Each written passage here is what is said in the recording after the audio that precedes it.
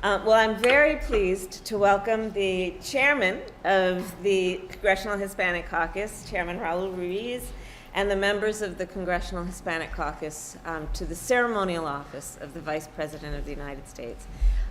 Many of us have worked together over the many, many years, and it is on that foundation and inspired by all the work that has yet to be done that we meet to talk about the issues that are challenging our country and challenging all the folks that we represent.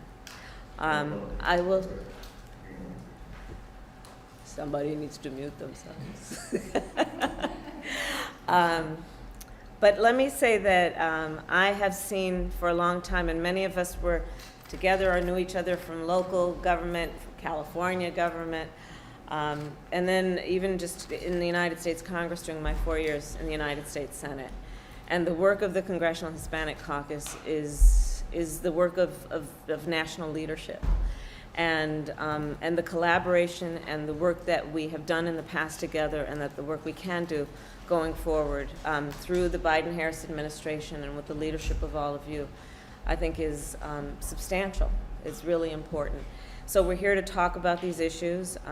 We are here to talk about a variety of issues that are challenging the country currently. The president just made a very exciting announcement about vaccinations and vaccines in terms of not only what we have accomplished so far, and now 12 years and up have access to the vaccinations, but we also have announced what we will do as part of our role in terms of international leadership, in particular around support for other nations. And the president announced we now will have about 80 million vaccines that will be available for distribution. So that's very exciting. And many of us speak with leaders around the world and know that there's a real demand for the work that we will continue to do to support our allies and those in need.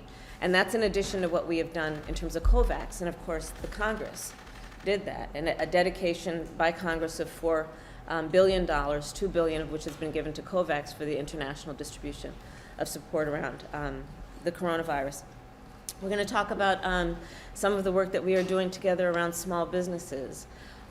Over the course of the last year and a half almost during the virus, we have seen an extraordinary impact on our small businesses. And when we look at, in particular, Latino, Hispanic-owned small businesses, the impact has been great because the disparities that existed even before the pandemic continued, of course, and were highlighted and in many ways magnified during the course of the pandemic.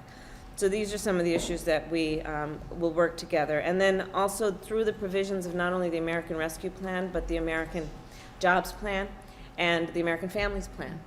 What that means in terms of support for the growth of jobs, for the growth of our economy, and the support of workers and their rights. And also what we need to do to support families, consistent with all of the demands that are placed on them. We are going to talk about and work together, and again, I want to thank Chairman Ruiz for the work that we are going to do together as it relates to one of my areas of focus, which is the Northern Triangle, and looking at how we can address the root causes of migration and work together in a way that is a continuation of the work we've already begun and the progress we've already seen around bringing federal agencies together to enhance their focus or renew their focus in that region, ranging from the Department of Agriculture to the Secretary of Commerce and hosting a virtual trade mission, to the work that we are doing to bring American foundations in to renew their interest in the region and increase their capacity to support the region. We are bringing CEOs of private corporations in the U.S. together to think about their support. And then again, back to the point about agriculture, understanding that we are looking all over the world, and in particular in this region, extreme climate incidents like the 2 hurricanes that devastated that region. And combining that with what we're seeing, such as drought in Guatemala, what that means to the economic base of this region is particular because a large part of their economic strength has been in their agricultural industries, which have been directly impacted by the extreme weather.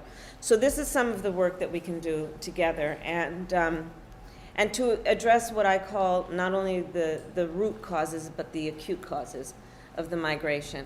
And just, I will close my comments by saying this.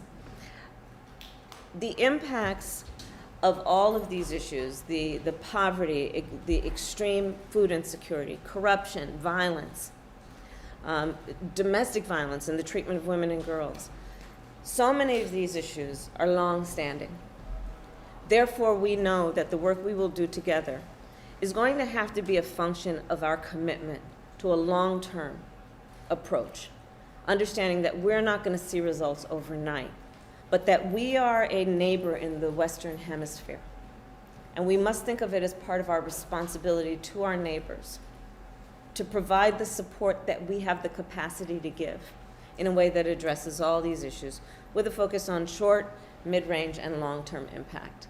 So that's the conversation we're going to have this afternoon. And again, I'm very honored to receive these leaders of the Congressional Hispanic Caucus, and I look forward to our conversation. So thank you all for being here.